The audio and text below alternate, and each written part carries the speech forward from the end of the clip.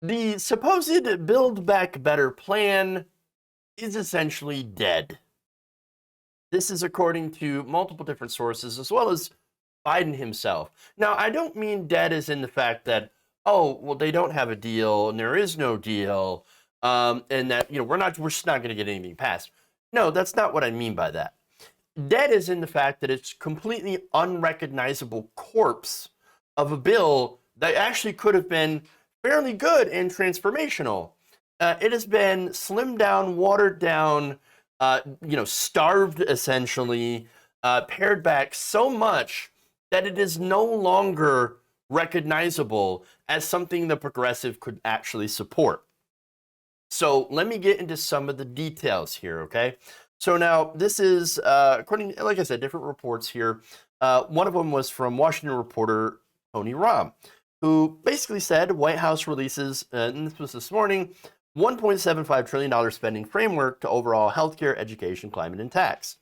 And he said that in is a Medicare hearing expansion, universal pre-K, $550 billion for climate, and a surtax on the ultra wealthy. Now, what's out of it? Well, allowing Medicare to negotiate drug prices, pharmaceutical companies, as out. Paid leave for families, originally supposed to be 12 weeks, brought down to 4 weeks, and then, let's just get rid of it. Paid leave, who needs paid leave? Gone, gone. Not only that, but you also have Medicare expansion that included dental and vision, also out. Gone, gone. Now, Greg Sargent also on Wednesday reported that the billionaire's tax, which would have taxed gains on unrealized financial assets like stocks, was killed not only by Joe Manchin and Kyrsten Sinema, who refused to raise taxes on the wealthy at all, but other Democrats who decided they didn't want to come out of hiding and openly support killing the billionaire's tax. Why? Because, well, you got midterms coming up, and you got people on the side that are like, well, Manchin and Sinema, they're out there. They're the rotating villain of the week. And so why should I stick my neck out and say, I also don't support the billionaire's tax and ruin my chances at not winning re-election? Not, of course, realizing that if something passes as bare bones as this, you can't exactly call it historic. It's not really going to move the needle too much. And unfortunately, that's what the Democrats are hoping for. They're hoping for, if you pass anything and then just call it historic enough and transformational enough on cable news, then the American people, even though it's missing so much of this stuff that was originally supposed to be in it, will go, CNN told me it was transformational and historic, and so I have to believe them. Well, I don't think that that's going to exactly work. Now, understand that why I say that there are rotating villains in the Democratic Party is because, look, there are people that work for their owner-donors. A lot of Democrats, actually. Manchin and Sinema are the only ones that are openly taking the heat. Who else was against the billionaire's tax? Well, you're not going to be surprised to find out that it was Nancy Pelosi. Nancy Pelosi didn't like the idea at all. Now, of course, their spokespeople come out and say, oh, no, that's not it. It's the fact that we just couldn't fit it in the framework at this amount of time. That's all. It has nothing to do with whether or not I like it. But that said, there are some other details on how much Nancy Pelosi actually did not like the idea of, taxing unrealized stock gains.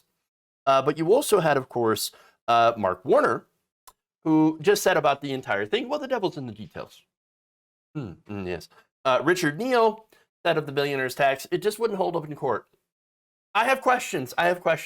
Now, Richard Neal, of course, is an incredibly corrupt corporate Democrat, takes a lot of money from corporations and things like that.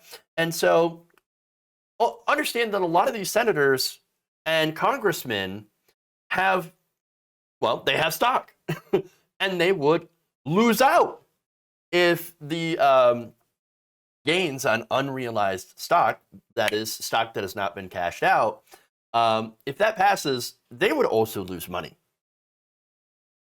Not good. Not good for them, right? So now also out of the bill, free 2-year community college, that's gone. The clean electricity plan, jettisoned. Now, that would, of course, would provide grants to utilities that use renewable energy sources. That's something that Joe Manchin absolutely hated, because in his companies would have lost out, because not only did it grant benefits to utilities, but it would also increase taxes on companies that do not switch to renewable energies. So now the result, of course, as you might have noticed, this framework is incredibly watered down and very, very, very weak.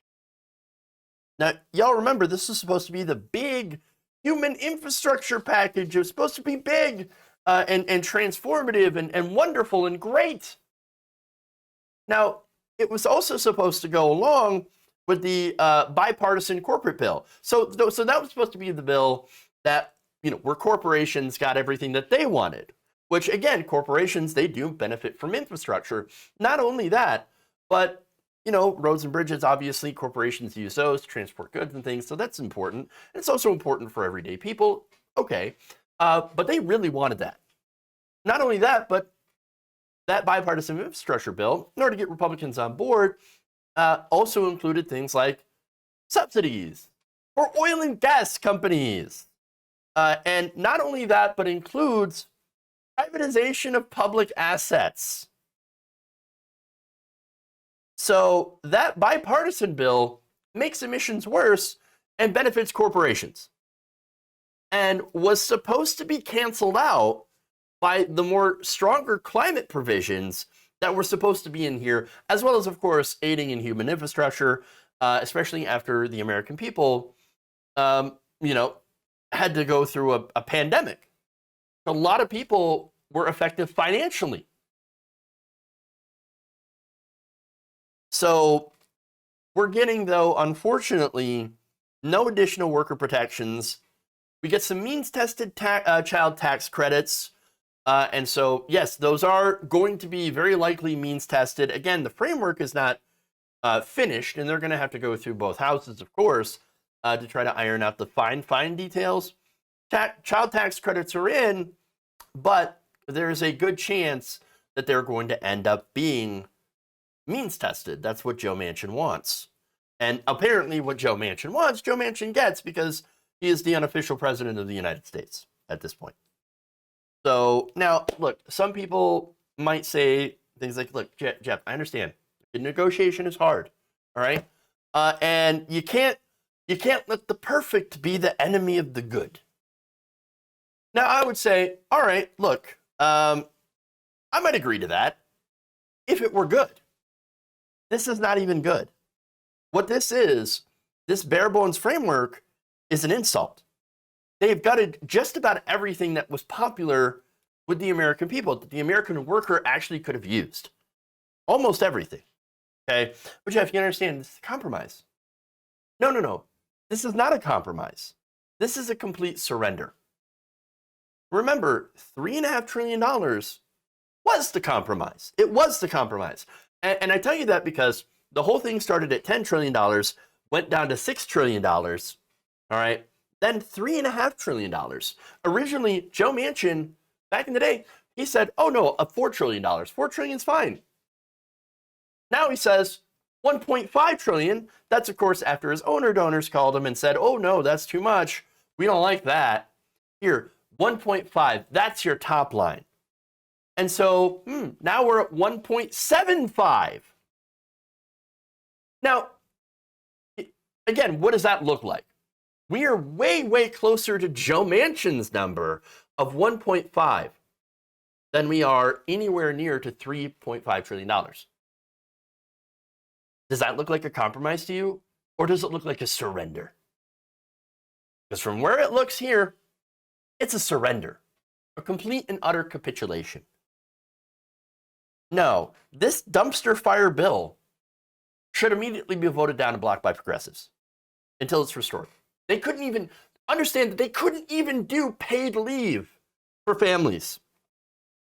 Over 70% of Americans across numerous polls, okay, including Republican voters, love the idea of paid family leave.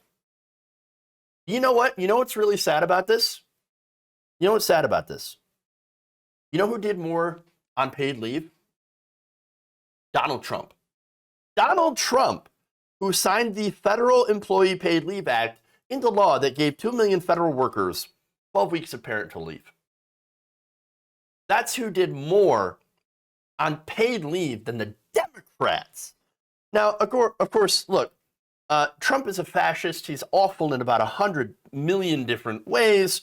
But understand that when voters go to the polls in the midterm elections, or even the presidential election, there's going to be one question on their mind. What party has made my life materially better? Who has helped improve material conditions in my life? Was it the Democrats that we gave power to in these elections? Some of these elections where activists worked incredibly hard to elect Democrats, for example, in Georgia, in a very contentious runoff election, to replace two, again, awful Republicans with two Democrats, and then gave them, again, the House and the Senate and the White House. Now, you see, they're in power. They can't blame the Republicans. They're in power, and so people are going to think, well, okay, we gave Democrats power. They did nothing for us. Why should we vote for Democrats again? I mean, can anybody tell me how they made my life better? Trump's had 12 weeks of paid leave for federal workers. Why didn't the Democrats deliver? I thought that they ran on that. I thought they ran on a whole bunch of these different things. Oh, but look at that. It's just business as usual. We get almost nothing. Who's going to show up for Democrats if they don't pass anything? That is the question that the Democrats need to be asking themselves. And again, this is why I've already seen reports of like Nancy Pelosi saying, pass. Let's get something out the door. I don't care what it is. Let's get it out the door, get something signed, and then just call it historic. Even though we're not getting anything, let's just call it historic anyway. And then get all of our drones in the media, talk about how historic and transformational this is. And so we can pat ourselves in the back and then go fundraise. I mean, again, it's the optics here. That's why they're pushing this. They need a win. They say, well, we got to just do something. Anything. Push it out the door. Who cares if it's terrible? But we're still going to call it historic. No, you know what historic would have been? Driving down the cost of prescription drugs. That is the number one issue in the country facing Americans today, at least that they care about. All right? And I should say there's a lot of other really, really important issues, again, climate change, healthcare, etc. But the number one issue among prospective voters, and it has been for a very, very long time, is prescription drug prices are too high. Do something about it. We put you in the power to do something about it. Why aren't you doing something about it? It is supported by the vast majority of the American people. Paid leave, again, supported by a vast majority of the American people. Expanding Medicare and Medicaid. Doing all those would have actually been historic. Instead, if this passes, this is going to be historic, but in a different way. In the fact that in order to serve the owner donors, Democrats decided to miss a historic chance to do something positive for the American people, and then went on to have a historic loss against Republicans in 2022 and 2024. That's how this is going to be remembered if this passes right now. If progressives do not hold the line and say, no, I'm not going to vote for this. But will progressives actually do that? I mean, that's the question. And honestly, in my opinion, I don't have much faith. Prove me wrong. Prove me wrong, progressives. Put up a fight. If it really is just Manchin and Sinema holding up the whole party, then maybe they ought to go and put pressure on Manchin and Sinema instead of caving to them every single time. Will they? I don't know. I don't have much faith in what's going on. And so, more than likely, and again, this is my personal prediction, they're going to blame progressives for this absolute loss. And we'll be right back to where we've always been, with corporate media, corporate Democrats, blaming progressives for their own mistakes. If you enjoyed this video, please give us a like and share with your friends. You can subscribe and help out the channel by becoming a patron. It's patreon.com/Jeff Waldorf, or you can become a channel member as well by hitting the join button below.